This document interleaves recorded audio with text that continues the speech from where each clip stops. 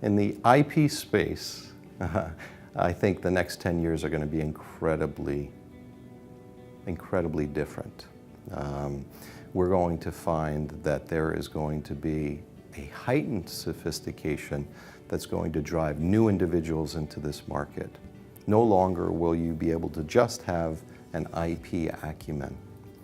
There's going to be a need for much more in the way of financial and business savvy in Chief IP Counsel and Chief IP Officers. The structure of the organizations is going to include people with functions and skills that are far more data intensive to be able to handle data. And obviously technology is going to be an incredible driver for change. There are a large number of macro changes affecting IP today.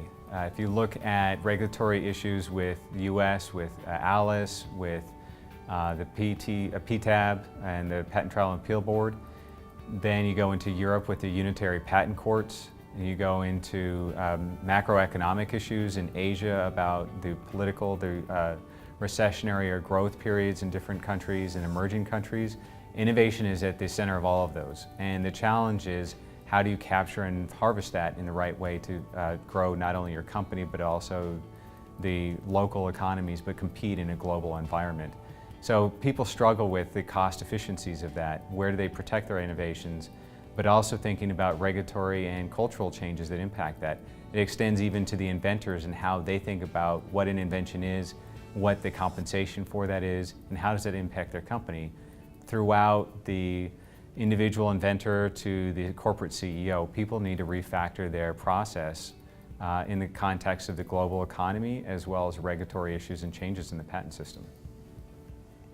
Yeah, and in addition to that, we can add that, I mean, the China market, for instance, is overtaken as the #1 IP market globally, and with that, Korea, India, the shift to the Asia market has made a big impact on a lot of companies, and we're starting to see the impact also from a financial perspective. So it is time to rethink strategies, to rethink where you're filing, understanding other litigation systems, and seeing the trends and what is the next big market where a company is actually filing, what are competitors doing, what are the new competitors coming from other markets like China and India and Brazil and so on.